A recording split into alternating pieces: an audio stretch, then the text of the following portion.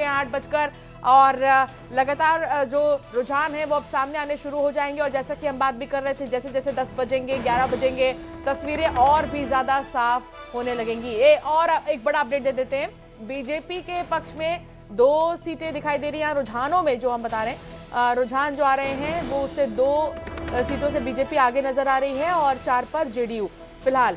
तो ये है एनडीए अलायंस के पक्ष में रुझान जो पहला आया है वो हम आपको बता रहे हैं। और अलायंस में कौन कितनी सीटों से आगे इस वक्त है रुझानों में, इसे भी समझिए। हमारे साथ खास मेहमान जुड़े हुए हैं, हम उनसे भी बात कर लेते हैं और रुझान भी आपको बीच बीच में बताते रहेंगे, रिएक्शंस भी आते रहेंगे।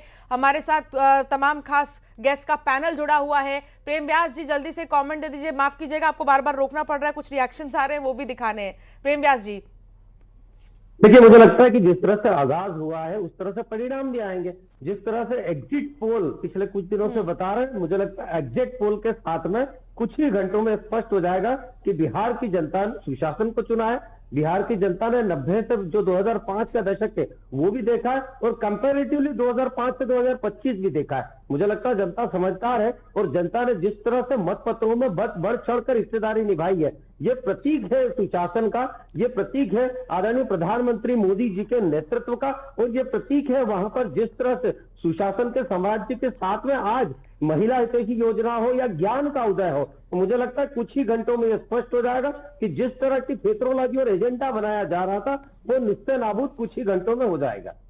ठीक है, एक रिएक्शन अमित तावरे जी आपसे भी लेना है। हालांकि आपके लिए भी खुशखबरी है, यहाँ पर महागठबंधन 2 सीटों से आगे चल रही है रुझानों में। और हालांकि एनडीए अलायंस की बात करें तो एनडीए अलायंस का खैर ज्यादा ही है, रुझानों में 12 सीटों से आगे चल रही है एनडीए अलायंस और 6 महागठबंधन रुझानों में। क्या कहेंगे अमित तावरे जी? देखिए, सबसे पहले न्यूज 18 के माध्यम से हमारे आधुनिक भारत के नींव रखने वाले हमारे पूर्व प्रधानमंत्री जवाहरलाल नेहरू जी की आज जन्मदिन है। बाल दिवस की बहुत बहुत शुभकामनाएं संपूर्ण देश को। दूसरी बात यह है कि मैं भी सुन रहा था हमारे पूर्व के वक्ताओं को कि यहाँ कहीं एंटी इनकम्बेंसी नहीं दिख रही थी बिहार में। मेरी भी वहां ड्यूटी लगी थी, और जब उप मुख्यमंत्री जैसे पद पर रहने वाले लोगों को खदेड़ा जाए, उनकी गाड़ियों पे गोबर फेंका जाए, उनके बारे में अपशब्द कहा जाए, लाठी लेकर उनको दौड़ाया जाए, मंत्रियों को गांव से भगाया जाए, विधायकों को गांव में घुसने ना दिया जाए, यदि हम इसको ये नहीं कहेंगे कि एंटी इनकम्बेंसी नहीं दिखी तो फिर हम किसको कहेंगे। दूसरी बात यह है कि इतिहास में ऐसा पहला चुनाव हो रहा है जहां पे चुनाव के साथ साथ वोट चोरी की भी बात हो रही है। यदि हम धरातल पर देखें तो जो चाहे सोशल मीडिया की बात करें या आम व्यक्ति की बात करें, जिस तरीके से अपने वोट का अधिकार को सुरक्षित लड़ने की जो लड़ाई बिहार में लड़ी गई, तो ये कहीं ना कहीं ये दर्शाता है कि चुनाव आयोग के साथ मिलकर ये जो है एनडीए ने ये सारा चुनाव लड़ा है।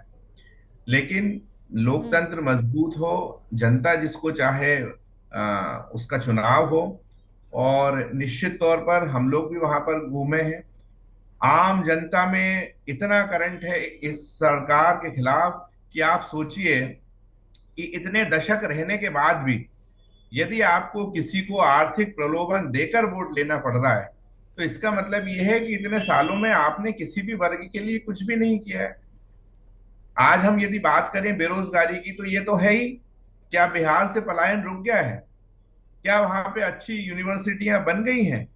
क्या स्वास्थ्य में बिहार जो है वो प्रथम 5 में? प्रताप सिंह जी, सरकार दे तो दिक्कत, ना दे तो दिक्कत, करे तो क्या करे? संकल्प पत्र को लेकर सीधे कांग्रेस का कहना है कि ये प्रलोभन और लालच दिया जा रहा है।